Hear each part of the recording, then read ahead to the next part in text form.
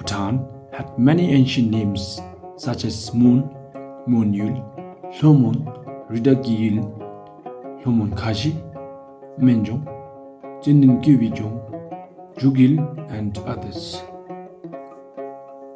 One of the earliest names given to our region was Moon. Moon is believed to be a derivative of the word Mun, meaning darkness in Tibetan.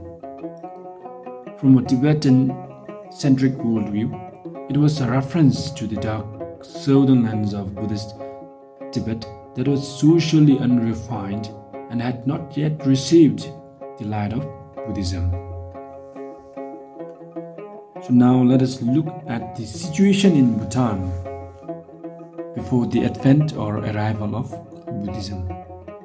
So firstly, before the arrival of Buddhism in Bhutan, pre-Buddhist traditions were present or practiced by early inhabitants or people of this land. Secondly, people practiced one religion. Then next, they also practiced animism. Likewise, they practiced shamanism. Now let us look at the definition of Bonism or Bon tradition. So Bon tradition is an old religion or tradition or practices whereby early people worshipped nature and its elements such as mountains, lakes, trees, rocks, and so on. Animism and shamanism includes or falls under Bon religion. Now let us look at the definition of animism. Animism is a belief whereby people believed that natural world such as mountains, trees, rivers, rocks, and others are animated or it is a residing place of spirits.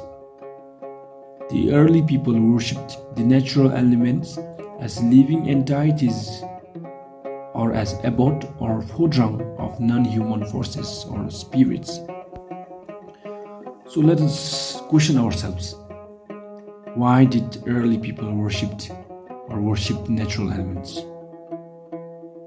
The early people worshipped natural elements because people were often threatened by dangers such as wild animals. Similarly, people faced food security. Next, people got injuries and diseases. More people were affected by calamities. People also believed that the natural elements provided them security or comfort. Thus, they worshipped natural elements such as trees, mountains, rocks, and other animated or which was believed to be a residing place of spirits. Moreover, by worshipping, it gave people a courage in times of danger.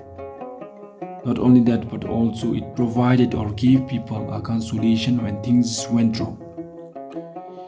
People worshipped natural elements so that nothing can harm them, their family, and community as a whole. It gave people a sense of control over their life. By worshipping, everything went well. Now let's look at the definition of shamanism. Shamanism is a practice whereby a shaman or pao in our local dialect was required to interact with the spirit world for healing and other purposes.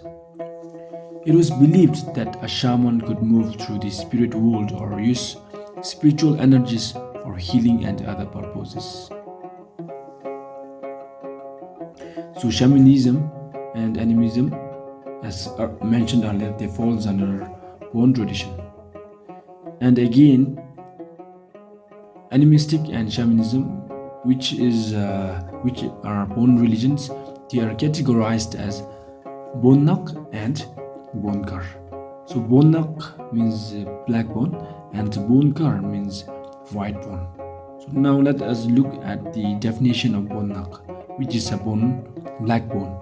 So Bonnak means here animals are being sacrificed in order to appease the deities. And Bonkar is just an opposite.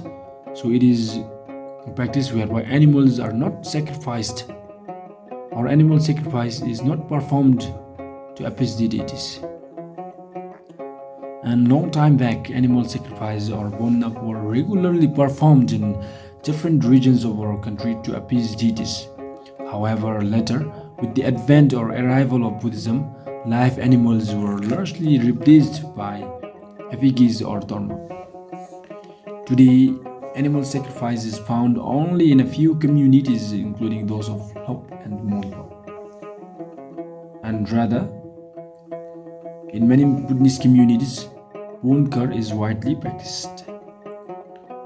Some of the examples of Bonkar includes like Yaklai in Ura, which is in Bumdang, Karfu in Mungar, Bonkor in Ha, Cha in Linzi, Chepa in Jemgam, Labung in Chongsang.